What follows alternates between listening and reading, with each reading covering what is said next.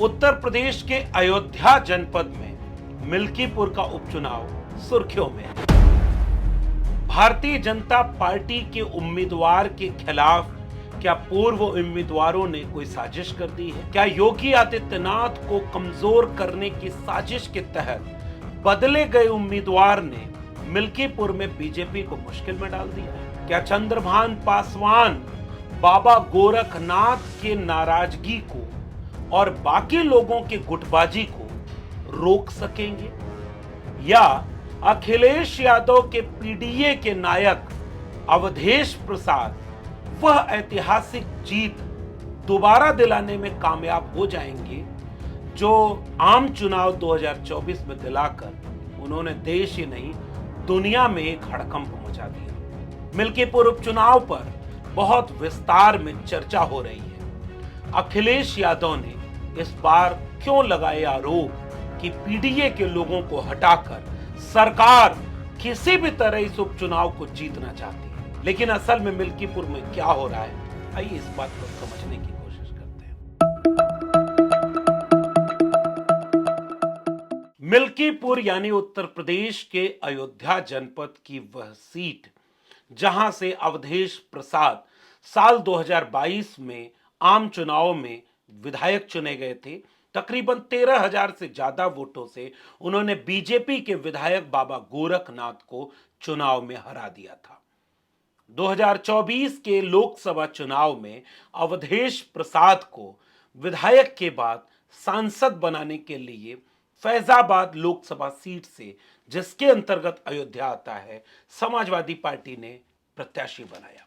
India गठबंधन की तरफ से समाजवादी पार्टी के प्रत्याशी अवधेश प्रसाद सामान्य सीट पर खड़े होकर के भी एक दलित प्रत्याशी के साथ समाजवादी तेवर के साथ चुनाव जीतने में कामयाब हो जाते हैं और इतिहास रचा जाता है कि राम मंदिर के नाम पर पिछले 3 दशक की राजनीति जिस बीजेपी ने की, वह बीजेपी राम मंदिर के प्राण प्रतिष्ठा कार्यक्रम की भव्यता के बावजूद 3 दशक की राजनीति का धार्मिक इस्तेमाल करने से चूक गई और बीजेपी अयोध्या हार गई। चुनाव प्रचार चल रहे थे। अखिलेश यादव अपने प्रत्याशी अवधेश प्रसाद का चुनाव प्रचार करने गए हुए थे और वहां पर कई लोगों का नाम लेने के क्रम में पूर्व मंत्री, पूर्व विधायक जब बोला उन्होंने अवधेश प्रसाद को, सामने अवधेश प्रसाद बोल पड़े कि अरे मैं विधायक हूं अभी।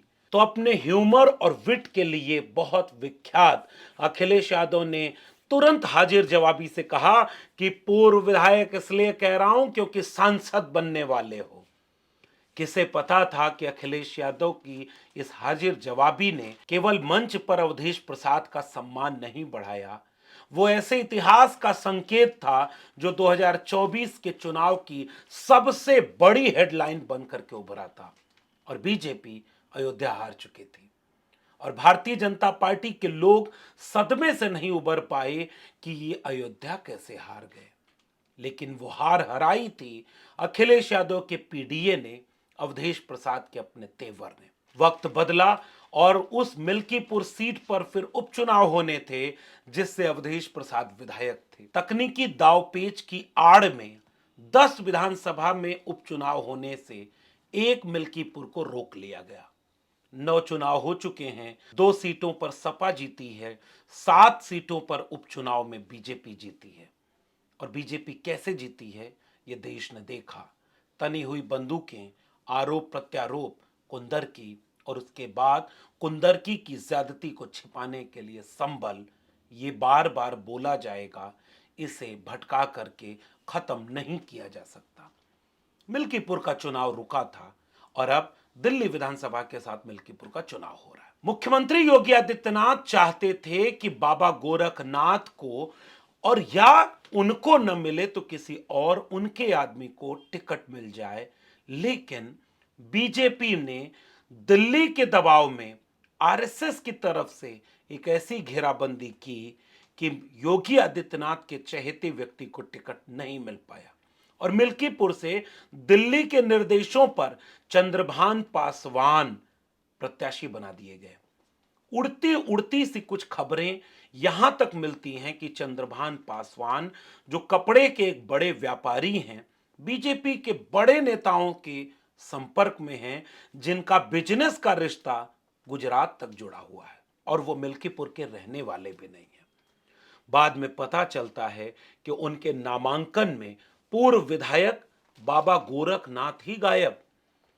वहां के और जो बड़े नेता हैं बीजेपी के, उस रैली में और उस प्रत्याशी के नामांकन में ही शामिल नहीं होते हैं। और ये उस बीजेपी में हो रहा है जिसके लिए धारणा यह बना दी गई थी कि वहां जो टॉप लीडरशिप कह देती है वो होता है। क्या मजाल कि आपने बीजेपी के किसी नाराज नेता को बगावत करते देखा? क्योंकि बीजेपी पहले प्यार से मनाती है और फिर सबकी ईडी सीडी सब रखी रहती है और कोई बगावत नहीं कर पाता। चुपचाप उनको मजबूरी में जाना पड़ता है, चाहे कोई एक नाथ शिंदे हों, चाहे छोटे मोटे विधायक हों। लेकिन उस बीजेपी में पूर्व प्रत्याशी, पूर्व विधायक नामांकन रैली में नहीं जाते हैं और अंदर की गुटबाजी तेज होने लगती है और ऐसा लगता है कि दिल्ली के दबाव में मिल्कीपुर का टिकट जो तय हुआ है, ये मिल्कीपुर में बीजेपी के लिए एक गहरी मुश्किल बन गया है। और रही सही कसर समाजवादी पार्टी के प्रत्याशी अजीत प्रसाद ने यह कहकर पूरी कर दी कि ये तो बाहरी हैं, इनका तो यहां का कोई बहुत गहरा रिश्ता भी नहीं है और वहां जनता अजीत प्रसाद को चुनाव जिताएगी। जाति समीकरण हो या वहां के लोगों की परिस्थितियां, वहां पर चुनाव पीडीए के पक्ष में जाता है। लेकिन सरकार चाहती है कि येन केन प्रकारेण वो चुनाव जीते। इसलिए समाजवादी पार्टी के मुखिया अखिलेश यादव गंभीर आरोप लगाते हुए कहते हैं कि उत्तर प्रदेश के मिल्कीपुर में पीडीए के लोगों को तो हटाया जा रहा है। 17 जनवरी को ट्वीट करते हुए अखिलेश यादव लिखते हैं कि चुनाव आयोग मिल्कीपुर में भाजपा सरकार के पक्षपाती अधिकारियों की नियुक्ति का संज्ञान ले और अपनी निष्पक्ष कार्यशैली की स्वस्थ परंपरा को सुनिश्चित करते हुए अपनी कड़ी निगरानी में चुनाव करवाए। और वो जो पोस्टर शेयर कर रहे हैं अयोध्या में तैनात पुलिस अधिकारियों में पीडीए, यानी 19 टोटल पोस्टिंग में से केवल 3 पीडीए के हैं जिनकी हिस्सेदारी केवल 15% है। यानी 85-90% जिस समाज की हिस्सेदारी जनसंख्या में हो, उसके अधिकारी 15% भी नहीं है। आश्चर्य इस बात का नहीं है क्योंकि पूरे देश के आंकड़े यही तो कहते हैं।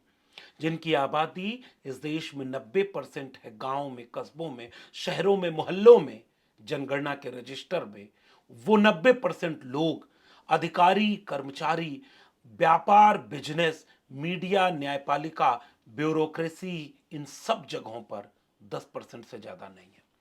अखिलेश यादव ने पीडीए के सवाल से सरकार की भूमिका को संदेह में डाल दिया। बीजेपी ने विरोध किया और खुद अयोध्या पुलिस कहने लगी कि यह भ्रामक आंकड़ा है। अयोध्या पुलिस कह रही है कि ये नियुक्तियां मेरिट के आधार पर हुई हैं। ये वही बचकाना तर्क है और ये ट्वीट भी अयोध्या पुलिस का वही व्यक्ति लिख रहा था जो उसी तबके से आता होगा जिसको लगता था कि वंशानुगत उन्हीं की जाति में सारी मेरिट होती है।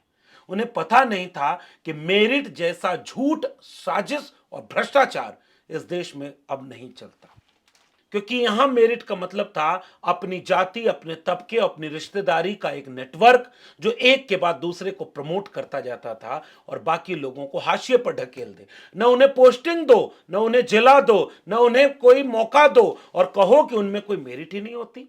ये ट्वीट भी वैसा ही मेरिटधारी लिख रहा था जो उन्हीं के बीच का रहा होगा। फिर अखिलेश यादव ने इसका जवाब देते हुए अगले दिन लिखा कि जो ये कह रहे हैं कि नियुक्तियां मेरिट के आधार पर हुई हैं, क्या इनका मतलब यह है कि पीडीए में मेरिट नहीं है? यही सवाल तो मैं पूछ रहा हूं। और देखो आप फिर से 26 पोस्टिंग एसएचओ और एसओ की, केवल 6 पीडीए के, 3 का पता नहीं, 23%। क्या उत्तर प्रदेश में कोई भी पुलिस अधिकारी, कर्मचारी, उससे आप पूछ लीजिए तो वो ये बताएगा कि थानों में पोस्टिंग कैसे हो रही है, कैसे वहां पर पद मिल रहे हैं। और जितने भी पीडीए के लोग हैं वो शंटिंग में डाल दिए गए हैं। उन्हें न जिला मिल रहा, न कोई अच्छा पद मिल रहा। और जिसको ये लेकर के संदेह है कि वो हमारी हाँ में हाँ नहीं मिलाएगा, प्रधानों की बैठक नहीं करवाएगा, विरोधियों को हड़काएगा नहीं, झूठे मुकदमे नहीं लगवाएगा, फेक इनकाउंटर नहीं करवाएगा, उसको पोस्टिंग कैसे मिल जाएगी? और मिल्कीपुर के चुनाव में ये सब कुछ होने जा रहा है। और इसलिए देखना दिलचस्प ये है कि मिल्कीपुर में क्या होता है। क्या उत्तर प्रदेश सरकार पिछले उपचुनावों की तरह तमाम विवादित कदम उठाते हुए उपचुनाव जीतने में कामयाब हो जाएगी, या विपक्ष एक बार फिर अयोध्या में बीजेपी को हरा सकता है? कहीं यही डर तो नहीं था कि एक ही साल में लगातार 2 बार अयोध्या हार का गम भारतीय जनता पार्टी और उनके भक्त नहीं सह सकते थे, इसलिए मिल्कीपुर का चुनाव रुक करके आराम से हो रहा है अकेले, ताकि जो मन करे जैसे मन करे किया जा सके। इसीलिए अखिलेश यादव ने कहा कि पूरा देश को मिल्कीपुर पर नजर रखनी चाहिए, एक एक जगह पर नजर रखनी चाहिए, और चुनाव आयोग लोकतंत्र को बचाने के लिए निष्पक्ष और तटस्थ चुनाव कराए, ताकि निर्णय अंतिम परिणाम में वह आए जो जनता चाहती हो, जो मतदाता चाहते हो। लेकिन देखना यह है कि क्या यह सही होता है या पुराने उपचुनावों का इतिहास दोहराया जाता है। आपका क्या कहना है इस पूरे प्रकरण पर, नीचे कमेंट बॉक्स में जरूर बताइएगा। फिर मिलेंगे किसी और विश्लेषण के साथ। तब तक आपको ये बातचीत पसंद आई हो तो इसे लाइक करिए, शेयर करिए, लोगों तक पहुंचाइए। चैनल को सब्सक्राइब करना मत भूलिएगा, घंटी की बटन दबाइए ताकि अगले विश्लेषण को आप तक पहुंचने में सूचना मिल सके। फिर मिलेंगे, तब तक के लिए बहुत बहुत धन्यवाद।